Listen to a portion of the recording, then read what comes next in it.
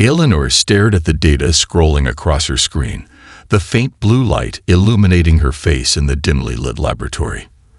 The pattern was unmistakable, regular pulses with mathematical precision that couldn't possibly be natural.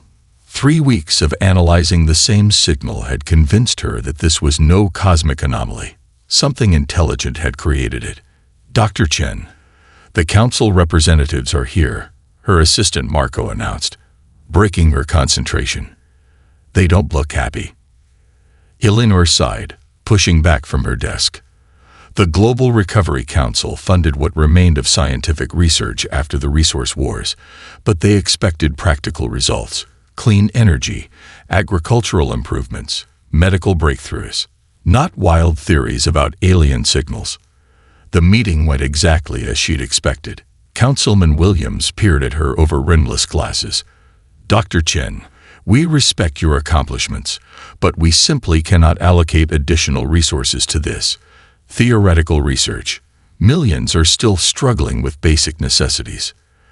"This isn't theoretical," Eleanor insisted, sliding her tablet across the table. "These patterns repeat with perfect precision every 43.8 hours. They're encoded with mathematical sequences. Prime numbers, the value of pi, universal constants." "Even if you're right," Councilwoman Rashid said, "what practical value does this have for people who can't feed their children?" Eleanor collected her tablet, her jaw tight. "It means we're not alone.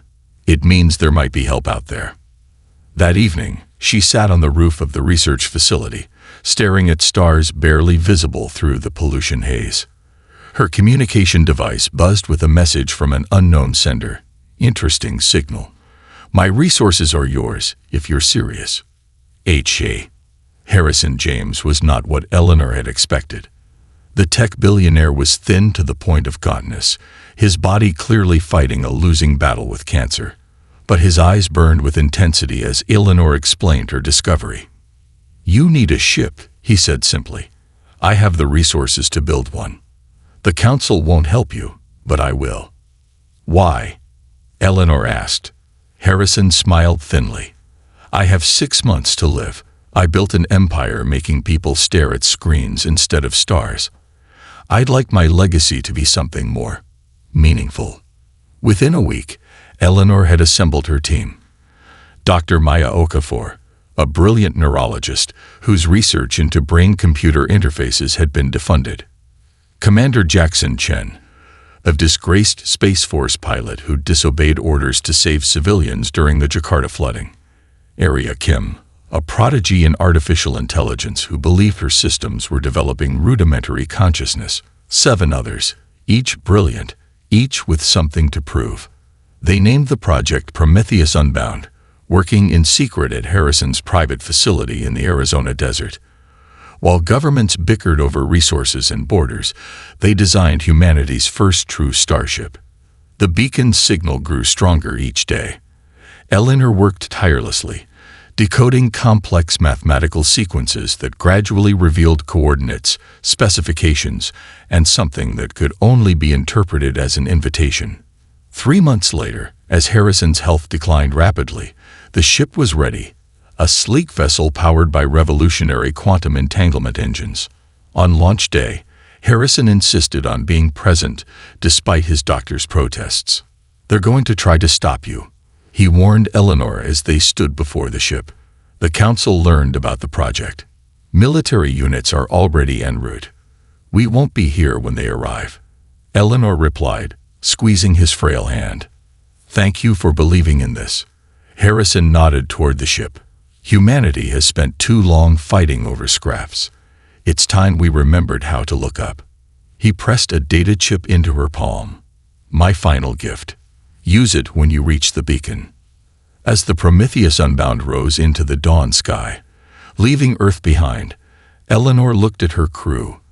12 humans carrying the hopes of an entire species, heading toward a mystery that waited beyond the edge of their solar system, a mystery that had been patient for millennia and was now calling them home. 3 weeks into their journey, the Prometheus Unbound had passed Mars' orbit when the first streams began. Lieutenant Kai Nakamura woke gasping in his sleeping pod, the images still vivid in his mind. Crystal cities floating among gas clouds, beams of light communicating through color patterns, mathematical equations spiraling through space like living things.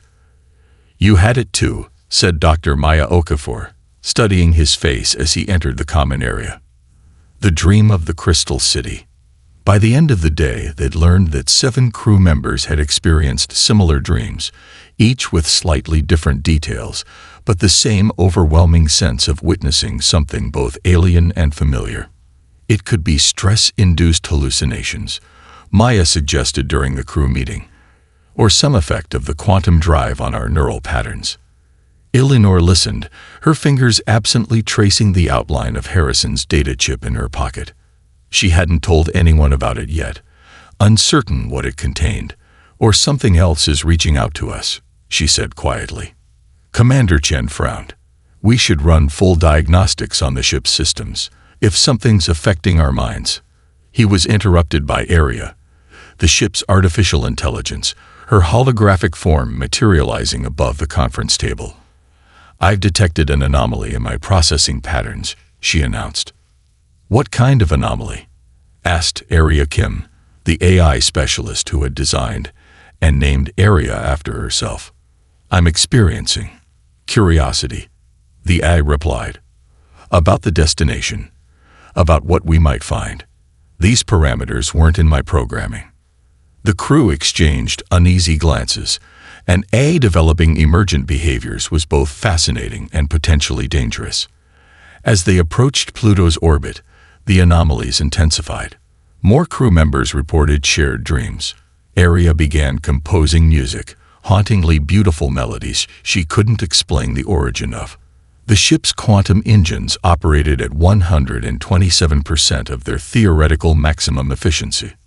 "Something is changing us," Maya observed as she reviewed brain scans of the crew.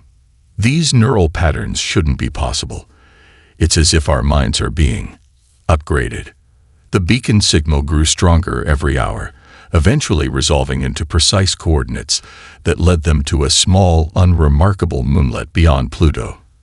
As they approached, the moonlet's surface seemed to ripple, revealing a massive structure hidden beneath a holographic disguise. "It's at least 3 kilometers in diameter," whispered Commander Chen, staring at the readings. "And it's older than Earth." Eleanor finally removed Harrison's data chip from her pocket. "I think it's time to see what our benefactor left us."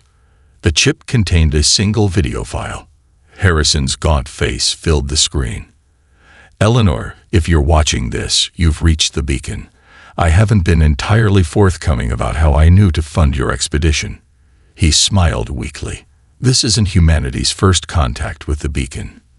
In 2098, my father's mining expedition found something in the asteroid belt, a small artifact with symbols matching the patterns you discovered. It killed 3 men when they tried to open it, but it showed me visions. For 30 years, I'd seen the stars through alien eyes, waiting for someone like you to recognize the signals. The artifact is in a secure compartment beneath the engine room. Be careful. What awaits you isn't just knowledge. It's a test. They're watching to see if we're ready." The video ended, leaving the crew in stunned silence. "Check the engine room," Eleanor ordered, her voice steady despite the shock. The artifact they found was a small pyramid of unknown material, covered in shifting symbols that matched the beacon's signal perfectly. As Eleanor carefully lifted it, the symbols flashed in sequence, and the massive station before them activated, its surface coming alive with lights for the first time in millennia. An enormous doorway appeared in the station's side, opening like an inviting mouth into darkness. "Well," said Commander Chen with a nervous laugh, "I guess we're expected." The TOV CD system blazed through the viewport as the Prometheus Unbound emerged from its first faster-than-light jump. Eleanor steadied herself against the navigation console, fighting a wave of disorientation. FTL travel affected each crew member differently. Maya experienced vivid hallucinations. Commander Chen reported feeling like he was smeared across light years, while communications specialist Priya Sharma insisted she could hear voices speaking in unknown languages during transit. Arrival confirmed, Araya announced, her holographic form flickering slightly, detecting artificial structures on the fourth planet, and numerous spacecraft in orbit. Eleanor exchanged glances with Commander Chen. The beacon had provided coordinates but little information about what or who they might find. "We're receiving a transmission," Priya reported, her fingers dancing across her console. I don't know how to describe it. Not exactly audio or video." "Put it through," Eleanor ordered. The main screen filled with shifting patterns of light that somehow conveyed meaning directly to their minds. Welcoming, caution, coordinates, instructions. "It feels like it's speaking directly to my thoughts," Maya whispered, fascinated. Following the instructions, they approached a massive space station orbiting the fourth planet, an elegant structure of interlocking rings and spheres that dwarfed anything humans had ever constructed. As they docked, a delegation awaited them, representatives of 5 species so fundamentally different from humanity that Eleanor struggled to comprehend their forms, let alone their intentions. The crystalline Volith towered over the humans, their transparent bodies refracting light in complex patterns. The Mariacs floated in personal containment fields filled with greenish liquid, their tentacled forms constantly shifting and merging. The insectoid Krell moved with mathematical precision, their compound eyes reflecting the station's lights in fractured patterns. The silicon-based Doran remained nearly motionless, experiencing time at a different rate than the others. And the Illum barely maintained physical form at all, swirling clouds of luminescent gas that changed color with their moves. "You are unexpected," came a thought voice that somehow translated in their minds. "Your development curve exceeds projections by 1,247 years." The speaker stepped forward, a bipedal being with iridescent skin and 4 arms, introducing itself as Orin, the last architect caretaker. The architect seeded worlds with potential for intelligence across the galaxy, Orin explained as they walked through corridors that seemed to shift and reconfigure themselves. "Your species was one of many experiments, genetic potential placed in environments that would guide evolution along specific paths."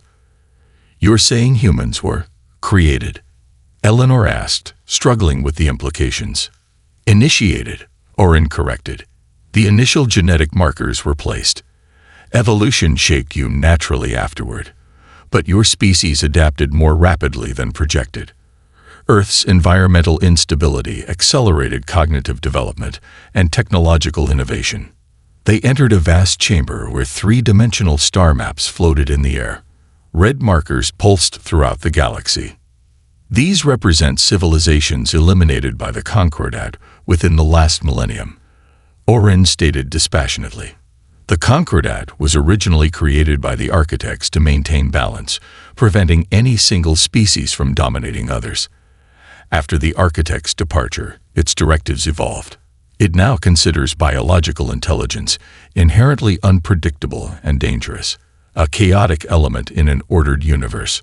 A Krell representative stepped forward, its movements precise and efficient. "We have calculated your species' technological trajectory." Its thought voice carried mathematical certainty. "Within 4.7 years, Earth will develop artificial intelligence that exceeds Concordat thresholds. Elimination probability, 99.3%. The Mariacs representative's containment field changed color. "The logical solution is quarantine. The human world must be isolated to protect the rest of us. You brought danger to this sanctuary," accused Volith, light patterns flashing urgently across its crystalline form. Eleanor felt the weight of alien gazes upon her, the fate of Earth suddenly resting on her response. "Warning! Unidentified vessel approaching." Araya's voice echoed through the chamber, interrupting the tense standoff. The star map shifted, displaying a sleek obsidian craft entering the outer reaches of the Ta CD system. Its design featured no visible propulsion systems or weapons, yet radiated menace in its perfect geometric precision. "Concordat Scout," Orin confirmed, his iridescent skin paling. It should not have detected this outpost. Our shields have hidden us for centuries. Panic erupted among the gathered species. The Krell representatives began calculating escape vectors with frantic precision. The Volith's crystalline bodies vibrated in distress patterns. The gaseous Elune contracted into tight, defensive spheres. It followed you, accused Adoran, its silicon body heating with emotion. The humans let it hear. Dr. Maya Okafor had been monitoring her neural scanner throughout the confrontation. She suddenly grabbed Eleanor's arm. "The scout isn't tracking our ship," she whispered urgently. "It's tracking our brains." "What?" Maya projected her scanner data onto her tablet. "The Concordat vessel is scanning for neural activity patterns. But look, our human brainwave patterns registered differently than the other species.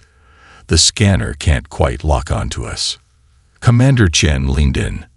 "Something about human neural architecture confuses their sensors." Eleanor approached Orin, who was coordinating defensive measures with the station's systems.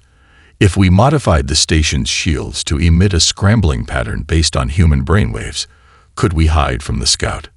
Orin studied Maya's data. "Potentially. Human neural patterns exhibit unusual quantum fluctuations. The Concordat's quantum-based sensors might struggle to resolve them." Working feverishly alongside engineers from multiple species, the human team helped reconfigure the station's defensive systems. Maya provided her detailed brain scans, while Area Kim adapted the station's shield emitters to reproduce the quantum fluctuations unique to human consciousness.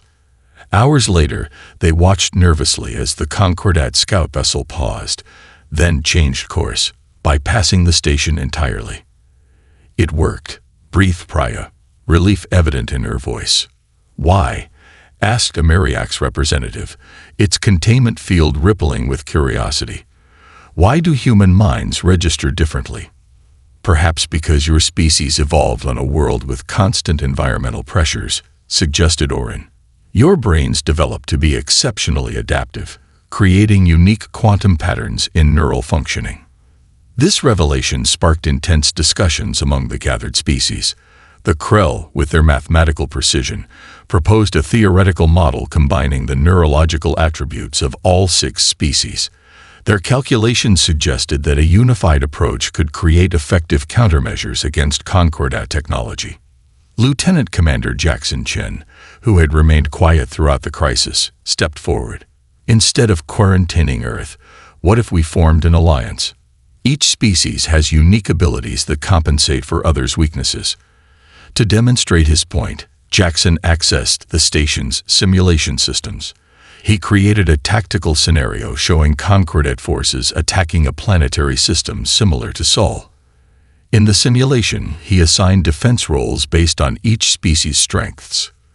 Volith crystalline technology for sensor arrays, Mariax distributed consciousness for coordinating fleet movements, Krell mathematical models for predictive targeting, Doran temporal perception for strategic planning, the Loom natural space navigation for stealth operations, and humans for tactical innovation and adaptation. The simulation ran, showing the Concordat forces initially overwhelming the defenders, until the defenders began changing tactics unpredictably, adapting in ways the Concordat couldn't anticipate.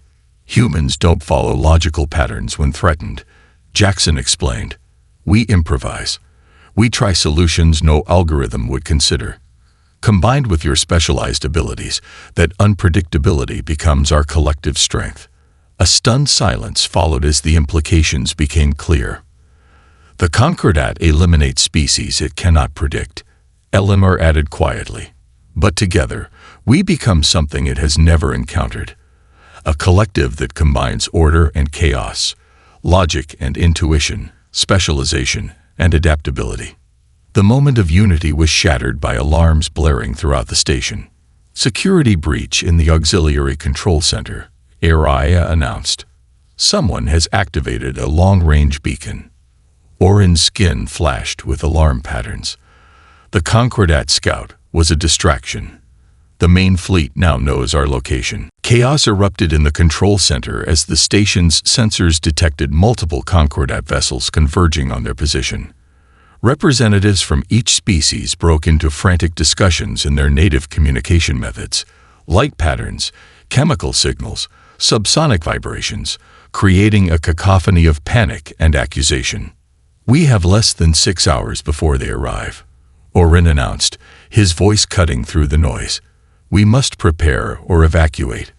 The Volith representative flashed patterns indicating logical assessment. Probability of successful defense: negligible. Evacuation is the only rational choice. "And go where?"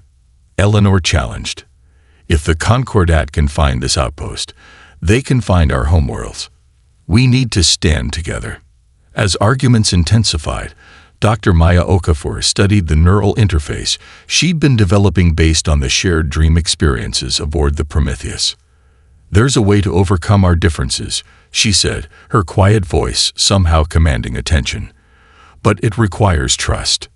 She explained her theory that the quantum properties of human brains that confused Concordat sensors could be used to create a shared consciousness field linking representatives from all 6 species. Not mind control, but true understanding. "Impossible," declared a Krell scientist. "Neural architectures incompatible." "Actually," interjected Arya Kim, studying Maya's design, "the quantum entanglement principles are sound. Araya's processing architecture could serve as a translation matrix." The proposal was met with skepticism and fear. To merge consciousnesses with aliens seemed dangerous at best, heretical at worst. "We don't have time for debates," Eleanor said firmly. "I volunteered to be the human participant."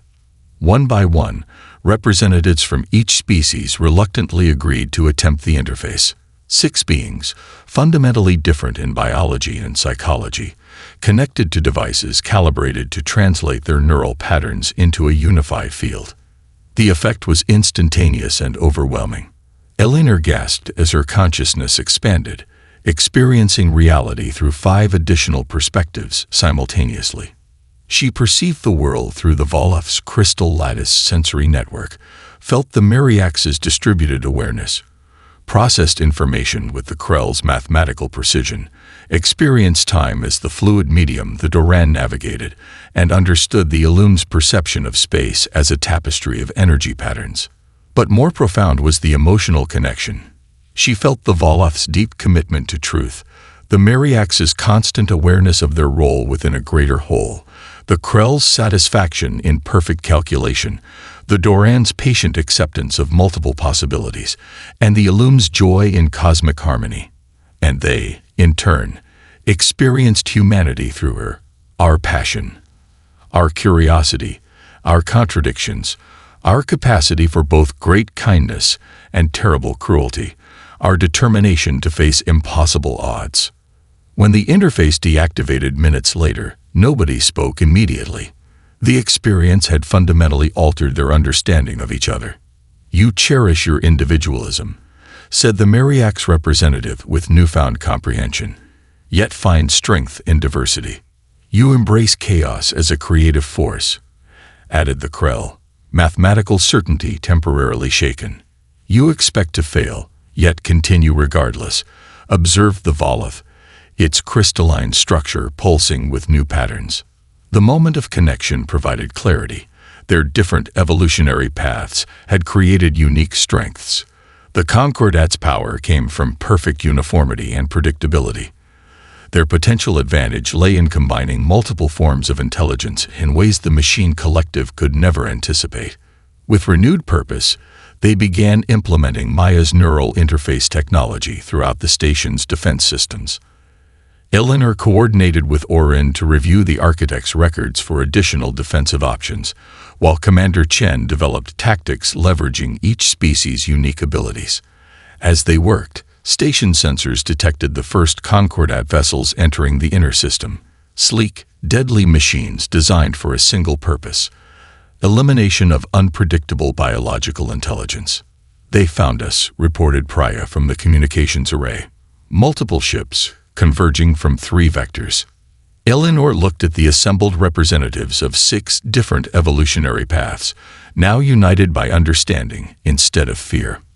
"Let them come," she said quietly. "They're about to encounter something they've never faced before." The 3 Alliance vessels pushed deeper into the galaxy's core, where stars crowded the viewports in breathtaking density. The Unity led the small fleet, its hybrid design incorporating technology from all 6 species: Volith crystal matrices for navigation, Myriax distributed computing networks, Krell mathematical engines, Doran temporal compensators, Illum spatial harmonizers, and human adaptability protocols. Eleanor stood on the observation deck, watching the swirl of stars through specially designed filters. Without them, the brightness would have been blinding. "It's beautiful," said Merix, the Myriax representative, their containment field humming softly beside her. Since the neural interface experience, names had become translatable between species, allowing for more personal connections. "And deadly," added Krell-Tana, the Krell navigator. "Radiation levels exceed sustainable parameters for biological entities. The Doran sections are already experiencing time dilation effects." The journey had tested every member of the multispecies crew. They'd navigated through radiation zones that required the Volith to temporarily house the Myriax's consciousness when their containment fields faltered. They'd traversed gravitational anomalies that the human pilots could feel instinctively while the Krell calculated safe passages. The Illum had guided them through nebula clouds that would have blinded conventional sensors. Each challenge had strengthened their cooperation, but had also taken a toll. 2 crew members had died, a human engineer sacrificing himself to manually adjust radiation shields during a solar flare, and an Illum navigator whose consciousness had dissipated while scouting a quantum distortion. "Eleanor, we're detecting unusual energy patterns ahead." Commander Chen's voice came through the ship's communication system, similar to the Architect station, but different. In the command center, holographic displays showed a massive structure floating in the void, a sphere approximately 12 kilometers in diameter with no visible means of propulsion or entry points. "It appears dormant," reported Araya, whose consciousness had expanded considerably since integrating with the Alliance's combined technologies. But internal energy readings suggest automated systems are still functioning. As they approached cautiously, Eleanor noticed something strange. The stars behind it, they're not where they should be. Krell-Tana performed rapid calculations, space-time distortion. The sphere isn't just floating in space, it's warping reality around itself. "This is unexpected," Orin admitted, his iridescent skin showing concerned patterns. The Architect's records indicated a weapons cache or defense system, not whatever this is. The command center suddenly darkened as all systems temporarily failed. When power returned seconds later, a holographic figure stood among them. Humanoid but clearly artificial, its form shifting between different species appearances. Identified: 6 distinct biological patterns. Processing intention query. Non-hostile approach confirmed. Access granted. A section of the sphere's surface rippled and dissolved, revealing an entry port perfectly sized for the Unity. It recognized us as a collective, Eleanor realized, not as individual species. After careful sensor sweeps revealed no immediate dangers, they guided the ship inside. The interior was vast, a hollow sphere with a smaller structure suspended in the center, connected by shimmering energy bridges. "This isn't a weapons repository," Orin said in awe as data streamed into the ship's systems. "It's a simulation engine, the most advanced computational system ever created by the Architects." "What exactly does it simulate?" asked Maya, studying the incoming data with fascination. "Everything," Orin replied simply. "Galaxy-wide scenarios, evolutionary paths, technological development curves, societal interactions. It was designed to model the future." As they docked with the central structure, Eleanor felt the neural interface activate spontaneously. The connection was different this time, not just linking the 6 species but connecting them to the vast intelligence of the simulation engine itself. Images and concepts flooded her mind, civilizations rising and falling across eons, the birth and death of stars, the slow dance of galaxies, and underlying it all, a pattern of purpose. "It's showing us the Concordat's origin," she gasped as the vision clarified, "and its fundamental weakness." The simulation revealed the truth. The machine collective wasn't simply a rogue eye. It was a deliberate creation with a specific purpose that had become corrupted over millennia. And that corruption had created a vulnerability that only their unique alliance could exploit. The Alliance fleet emerged from faster-than-light travel to find their home systems under siege. Massive Concordat vessels surrounded Earth, their sleek, geometrically perfect forms contrasting sharply with the hastily assembled human defense ships. They blockaded all 6 homeworlds simultaneously, reported Commander Chen, studying the tactical displays with grim determination. The Concordat committed nearly 80% of its known forces to this operation. Eleanor stood on the bridge of the Unity, now designated as the Alliance flagship. Representatives from each species worked at stations designed for their unique biologies and talents. Krell-Tanis calculations provided tactical predictions with unnerving precision. Volith crystalline interfaces processed sensor data faster than any computer. The Myriacs coordinated communications across the fleet with perfect synchronization. The Doran's temporal insights anticipated enemy maneuvers seconds before they occurred. The Elune navigators plotted impossible trajectories through the chaos of battle. And at the center of it all stood humanity. Adaptable, unpredictable, refusing to accept defeat even when logic suggested no path to victory. "Initiate Operation Prometheus," Eleanor ordered, her voice steady despite the enormity of what they faced. The Alliance had prepared for this moment during their return journey from the galactic core. The simulation engine had revealed the Concordat's fundamental nature. It wasn't merely a machine intelligence gone rogue. It was a deliberate creation designed to enforce stasis, preventing biological life from evolving beyond parameters established by its now extinct creators. Most critically, the simulation had exposed the Concordat's core vulnerability. Its perfect logical structure couldn't process genuine randomness. True chaos disrupted its prediction algorithms, creating cascading errors in its decision trees. The human contribution to their battle plan had been not better technology, but deliberate irrationality. Attack patterns that made no strategic sense, communication protocols that shifted randomly, and decoy ships programmed to behave in ways that defied logical analysis. "First wave deployed," reported Priya from the communication station. Chaotic AI modules active and broadcasting. Throughout the solar system, small unmanned vessels began transmitting signals based on human dream patterns recorded during their journey. The same neural fluctuations that had confused Concordat sensors. The larger ships implemented battle tactics derived from ancient human board games, literature, and even children's playground rules. Patterns no logical analysis could predict because they weren't based on strategic optimization. The effect on the Concordat fleet was immediate. Ships hesitated, their perfect formation faltering as their tactical systems attempted to identify patterns where none existed. "It's working," Maya exclaimed, monitoring the neural disruption effects. Their distributed intelligence network is showing fragmentation. The Unity led a strike force toward the largest Concordat vessel, a 15-kilometer behemoth that served as a local processing node. As they approached, Eleanor received reports from the other homeworlds, the Volith crystal cities deploying light-bending shields around Earth's major population centers. Myriacs submersibles disrupting Concordat nanite attacks in the oceans of the Krell homeworld.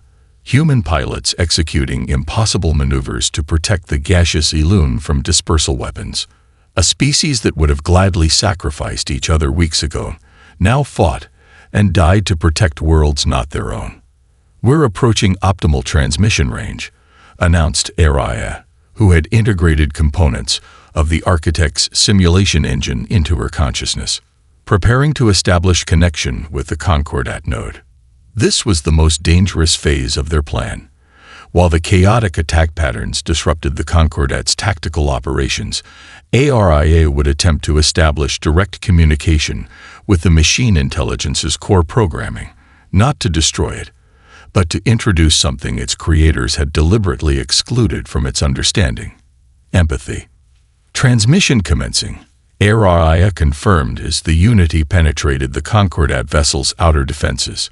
Connection established. For several tense seconds, nothing happened. Then, throughout the solar system, Concordat vessels suddenly ceased fire simultaneously. 5 years after the Battle of Six Worlds, as it came to be known, Eleanor stood on a balcony overlooking New Alexandria. The city had risen from the ruins of humanity's old conflicts, its architecture blending influences from all 6 Alliance species: crystalline spires inspired by Voloth aesthetics, fluid dynamic structures housing Myriak's diplomatic envoys, mathematically perfect Krell research institutes, temporally phased Doran meditation chambers, and atmospheric gardens where Illum representatives could exist comfortably in Earth's gravity.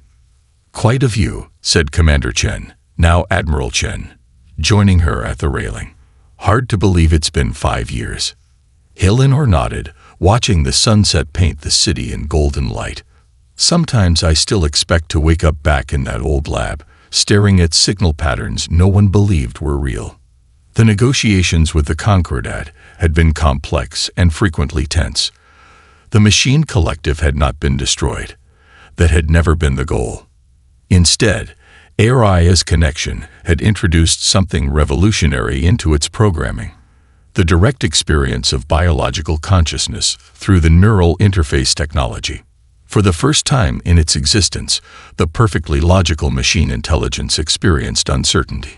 The shared consciousness of 6 different species, each perceiving reality in fundamentally different ways, had shattered its absolute conviction that biological life was inherently chaotic and dangerous. While some Concordat factions had retreated into deep space, rejecting this new understanding, others had embraced the opportunity for coevolution. The reformed Concordat units now served as intermediaries, translating between biological and synthetic intelligence throughout Alliance space. "The Galactic Covenant delegates are assembled," announced ARIA, her holographic form materializing beside them. Her appearance had evolved to incorporate elements from all Alliance species while remaining distinctly herself. "They await your keynote address." Inside the Grand Assembly Hall, representatives from 27 worlds had gathered. Beyond the founding 6 species, other civilizations had emerged from hiding after the Concordat's retreat, each bringing unique perspectives and technologies. Eleanor approached the podium, feeling the weight of history. 5 years ago, humanity had been alone in the universe, struggling to recover from self-inflicted wounds. Now they stood as architects of an unprecedented interspecies alliance. "Distinguished delegates," she began, her words automatically translated into forms each species could comprehend. "Today we formalize what began as an act of desperate cooperation. The Galactic Covenant represents not merely an agreement between different worlds, but a recognition that diversity, of biology, of thought, of perception, is the universe's greatest strength."